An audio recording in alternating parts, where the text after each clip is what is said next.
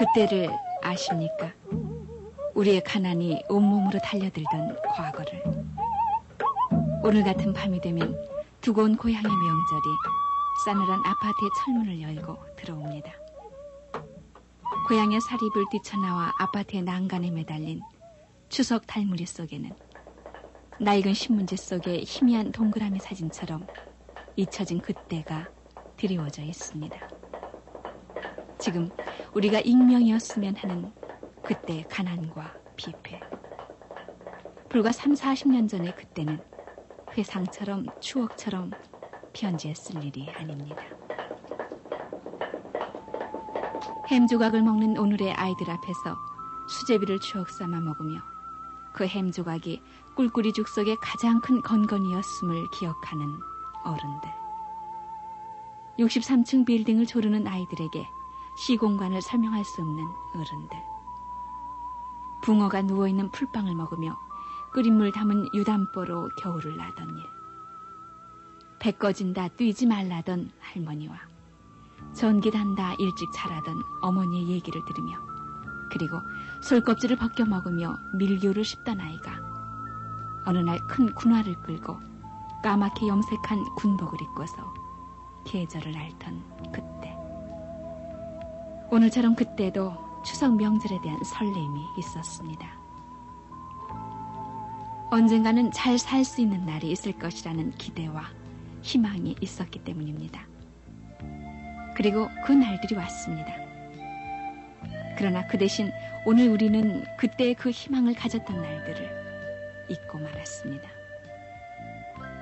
오늘 새로 시작하는 프로그램 그때를 아십니까는 그래서 우리가 넘어온 보릿고개와 우리 어머니들이 벗어버린 몸빼와 우리의 얼어터진 손등에서 핥던 신가루의 사연을 알음으로써 우리가 살아가는 나날들이 우연히 주어진 것이 아닌 땀 흘려 갖고 가는 삶의 결과인 것을 확인해 보려는 것입니다. 지금 희망은 더합니다. 군내나고 가난했던 것, 추웠던 것 대신에 자리 잡은 넘치도록 넉넉한 오늘과 내일에 대한 또 다른 기대가 있기 때문입니다. 그리고 좋은 날을 살아가려면 우리 오늘의 갈등과 투정이 얼마나 허망스러운가를 그때를 통해 확인합니다. 오늘 고향으로 가는 19날 달은 보름달보다 16날 달보다 더 아름답습니다.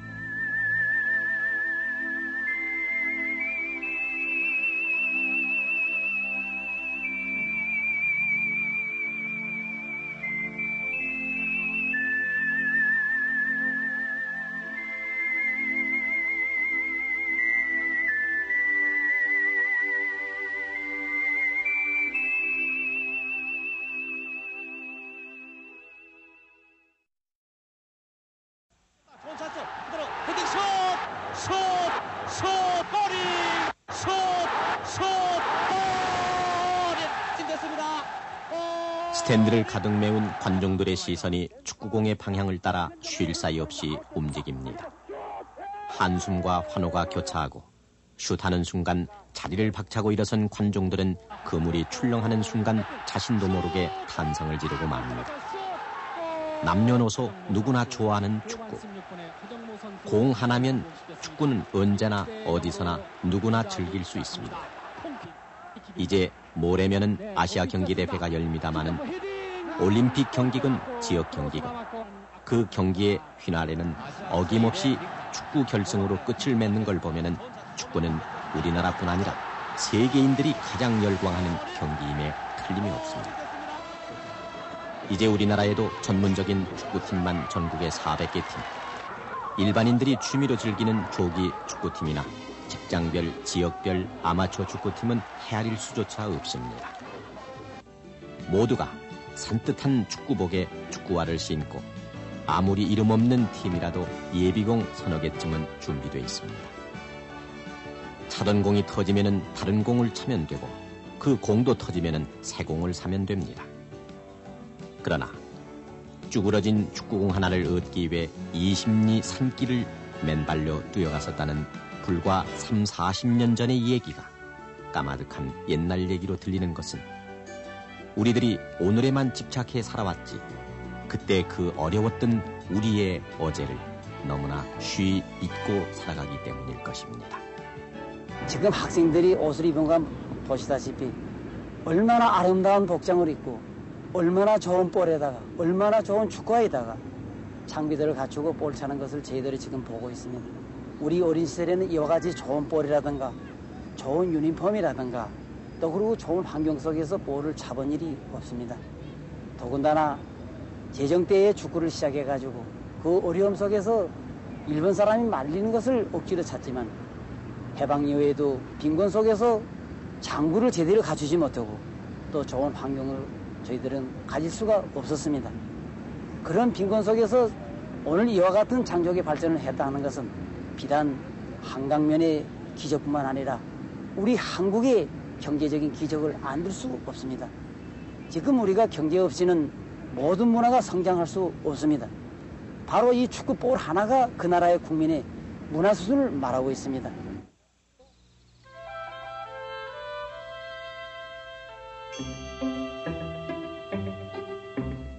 지금으로부터 3, 40년 전만 해도 돼지 잡는 광경은 구경거리의 하나였습니다.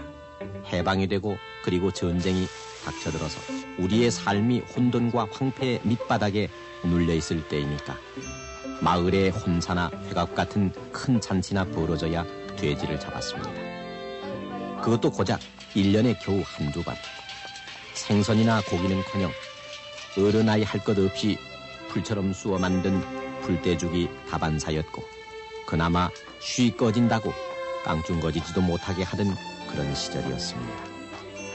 커다란 가마솥에서 물이 끓기 시작하면은 우통을 벗어젖힌 마을의 장정들이 발버둥치는 돼지를 마당으로 끌어냅니다. 운명을 예감한 돼지가 한바탕 소동을 피우기 마련이고 이 틈을 타서 돌담 밖에서 기웃거리는 아이들이 하나 둘 문 안으로 스며듭니다. 평소 동으로 가라면 서로 가던 청개구리 아이들도 이날만큼은 어른들의 환심을 사기 위해 얌전한 표정을 짓습니다. 심부름을 제일 잘하고 많이 한 아이에게는 선물이 주어지기 때문입니다. 그 선물은 바로 돼지 오줌통. 행운을 잡은 아이가 행여나 누가 뺏을세라 두 손에 움켜쥐고 살인문을 빠져나가면은 나머지 아이들은 우르르 그 뒤를 쫓습니다.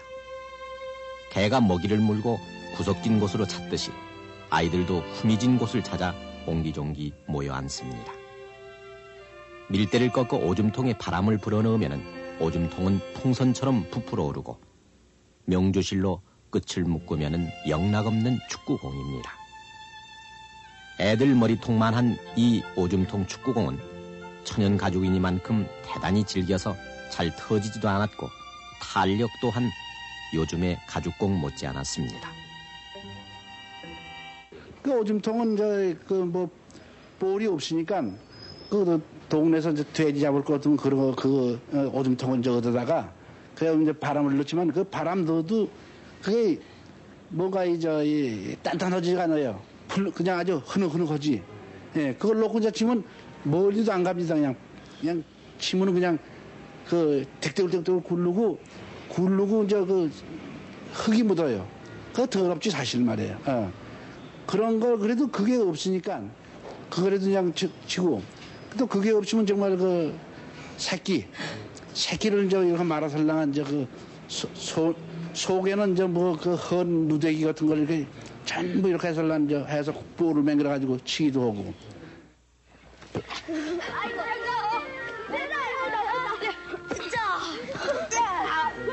공을 차는 장소도 손바닥만한 공터만 있으면 어디나 좋았습니다. 산비탈이나 개울가도 좋았고 추수가 끝난 밭이나 논이면 더욱 좋았습니다. 돌불이 나무뿌리에 무릎이 까지는지도 모르고 흙먼지를 하얗게 뒤집었을 때까지 오줌통을 차댔습니다. 이 아이들이 지금의 40, 50대 장년들입니다. 남자아이들이 오줌통을 차는 동안 여자아이들은 그네를 뛰었습니다. 마을에서는 커다란 당산나무에 줄을 매 그네를 뛰었고 학교 같은 데서는 통나무를 잘라 기둥을 세우고 새끼를 꼬아 줄을 맸습니다. 깡충치마 또는 통치마라고 불렸던 짧은 치마를 입은 여자아이들은 길게 따은 머리를 바람에 휘날리며 담장 너머 옥수수밭 사이로 오줌통에 정신이 팔린 아이들을 볼 수 있었습니다. 어른들도 아이들과 큰 차이는 없었습니다. 일제가 남기고 간 검은 조끼라든가 각반을 차고 더러는 집신이나 고무신이 벗겨지지 않도록 새끼줄을 질끈 동여맨 차림으로 공을 찼습니다. 공도 새끼를 천이나 솜에 동여맨 새끼공이나 소털을 모아 뭉친 소털공 또는 소, 돼지 같은 가축의 오줌통이었습니다. 도시 근처에서는 오호공이라고 불렸던 조그만 고무공을 차던 곳도 있었지만 가죽이 씌어져 있지 않은 한 겹짜리 그 고무공도 보통 귀한 게 아니었습니다. 아이들은 이 고무공 하나면은 친구들 사이에서 얼마든지 의시될 수가 있었고 마음만 먹으면은 골목대장 노릇도 할 수 있었습니다. 놀이가 별로 없었던 그 시절 축구는 그만큼 광적인 인기를 끌고 있었습니다. 19세기 말 선교사에 의해서 우리나라에 처음 소개된 축구는 해방이 되기까지 일제의 숱한 시기와 억눌림 속에서도 김용식, 민병대 같은 스타를 탄생시켰고 해방이 되자 봇물 터지듯 급속히 보급됐습니다. 기껏해야 자치기나 제기차기, 비석치기, 땅 따먹기를 하며 놀았던 아이들 사이에서는 축구는 전혀 새로운 놀이였고 정구나 야구가 비싸고 일정한 장비가 필요했던 데 반해서 축구는 오줌통이나 심지어 깡통까지 대용품이 많았기 때문입니다. 해방과 더불어 축구팀도 하나둘 생겨나기 시작했고 전문 선수도 등장했습니다. 그러나 선수가 되려면 비싼 공을 구입할 수 있는 경제력이 있어야 했고 그래서 대개가 부잣집 아이들이었습니다. 그들은 조금 나은 형편으로 특별 주문한 수제품 가죽공을 쓸 수 있었지만은 축구공을 보물단지처럼 아껴야 했던 것은 시골 아이들의 돼지 오줌통과 다를 바가 없었습니다. 와세링, 축구 아이들도 바르고 와세링 그걸 오래 가죽을 갖다가 오래 지탱하기 위해서 와세링 바릅니다. 와세링. 그래가지고 그 공을 오래 쓰도록까지 한 번 참으면 와세링 바르고 또 한 번 참으면 와세링 바르고 축구도 마찬가지예요. 한 번 참으면 빨아가지고 또 와세링 바르고 그저 그 귀한 그저 보물도 생각해가고 그리고 그걸 또 배고 잡니다. 안고 자고 공이 그러면 공 가지고 안고 자고요. 그때부터 선수들이나 쓰던 가죽공도 하나둘 일반인들 사이에 보급되기 시작했습니다. 그러나 그 축구공은 요즘 같은 한 겹짜리 접착공이 아니라 외피인 가죽과 내피인 튜브가 따로 떨어진 이중공이었습니다. 이 공은 튜브가 질기지 못해 조금만 충격에도 쉽게 찢어졌고 바람도 자주 빠졌습니다. 깊고 때우고 바람을 넣기 위해 축구공은 수시로 자전거포를 들락거렸고 공이 못 쓰게 될 때쯤이면은 원래 튜브가 거의 보이지 않을 정도로 꿰매거나 더 쉬운 고무가 덮여 있기 마련이었습니다. 이렇게 축구를 하는 건지 노역을 하는 건지 모르게 뛰어다니는 사이 축구의 매력에 자신도 모르게 빨려든 아이들은 시간 가는 줄 모르고 공을 차며 놀았습니다. 그러나 이런 건전한 놀이조차 마음 놓고 즐길 수 있는 시절은 아니었습니다. 요즘 아이들이 자연학습을 통해서나 어렴풋이 알고 있는 소 먹이기, 꼴배기는 물론이려니와 나무하기, 애기보기, 빨래하기 등 집안의 자질구레한 일들은 의뢰의 아이들 몫이었기 때문입니다.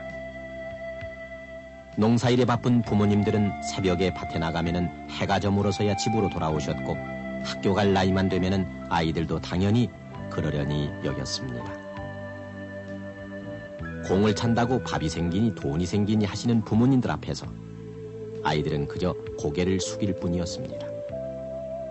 지금 반평생을 축구와 함께 살아온 40, 50대 축구인들은 누구나 그런 경험 속에서 축구를 시작했습니다.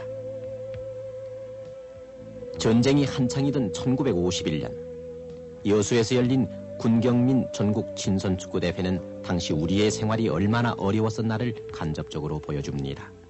이 대회는 당시 고 김용식 씨가 주축이었던 사청공군, 홍도경 씨가 골키퍼로 뛰었던 부산 조선방직, 막강한 실력의 순천철도 등 전국의 쟁쟁한 팀들이 망라된 전국 규모의 대회였음에도 불구하고 골포스트는 통나무와 대나무로 만들어 세워졌고 골네트는 새끼를 꼬아 엮은 것이었습니다. 전쟁 중이었음을 감안한다 하더라도 전국 규모의 축구대회로서는 민망한 노릇이었습니다. 전쟁이 끝나서도 사정은 좀처럼 나아지지 않았습니다. 1956년에 있었던 국가대표팀의 외상 항공료 사건은 지금도 축구인들 사이에 유명한 일화로 남아 있습니다. 제1회 아시아 축구대회 예선과 본선 경기에서였습니다. 동부지역 예선 2차전을 위해 대만으로 출발을 해야 할 우리나라 국가대표팀은 파견 비용을 마련하지 못해 결국 항공료를 외상으로 달고 떠났고 심적 열등감에도 불구하고 대만을 2대1로 격파해 국민들의 눈시울을 적셨던 것입니다. 어려운 재정 형편상 곧이어 열린 홍콩에서의 본선 경기 때에도 마찬가지 과정을 겪을 수밖에 없었습니다. 쉽게 믿기지 않는 얘기지만은 지금으로부터 꼭 30년 전의 일이었습니다.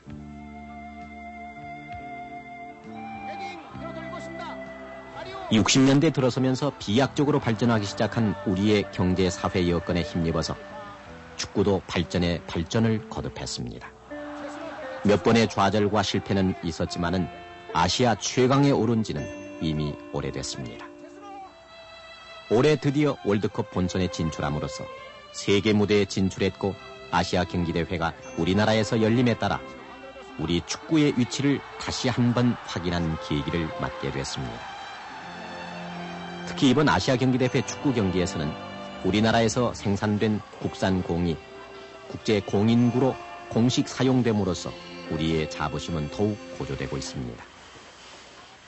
돼지 오줌통을 얻어 차면서 일본인들이 동냥하듯 던져두던 곰공을 차면서 국가대표팀을 외상 비행기에 태워보내면서 우리는 오늘을 이어문해 왔습니다. 축구 강국이 됨과 동시에 세계 유수의 축구공 생산국이 됐고 축구공 수출국이 된 것입니다. 축구 강국인 스페인에 볼을 수출한가 하면 유명 메이커인 브라인, 윌슨, 스폴딩 등의 주로 수출하고 있는 실정입니다. 스폴딩 같은 회사에서는 자기네 공장을 폐쇄하고 현재 저희 회사에서 전량 공급받아가지고 이것을 전 세계에 공급하고 있는 실정입니다. 그래서 지금 현재 저희 회사 규모는 세계에서 2위 정도로 유지하고 있는 상태입니다. 돼지 오줌통에서 튜브공으로, 튜브공에서 다시 현재 한 해 200만 개가 넘게 생산되는 국제 공인구로 축구공이 걸어온 지난 40년간의 역사는 그대로 해방 이후 우리의 현대사를 요약하고 있습니다. 푸른 잔디구장에서 울긋불긋한 유니폼을 받쳐 입고 반짝이는 축구화로 경기용 축구공을 차는 어린이들에게 축구공이 헤쳐온 지난 40년간의 가시밭길은 결코 캐캐묵은 옛날일 수 없습니다. 오줌통을 차던 사람들은 바로 이 어린이들의 아버지였으며 축구공을 들고 자전거포로 달려가던 사람들은 다름 아닌 형님과 삼촌들이었습니다. 그때를 아십니까? 이제 한마음으로 환호할 아시아 경기대회의 킥오프. 그 뒤에는 갓난이를 따라가던 영구의 낡은 고무신 같은 우리의 갓난이 있었음을 그때를 아십니까? 불과 30-40년 전 우리 스스로 잊어왔던 고난과 가난의 길을 내일 명절상을 준비하는 우리 마음속에 오늘 되살려 지금 아이들에게 들려주어야 할 때가 왔습니다. 돼지 오줌통 그 축구공의 이력서는 오늘 우리 번영의 노비문서처럼 남아있기 때문입니다.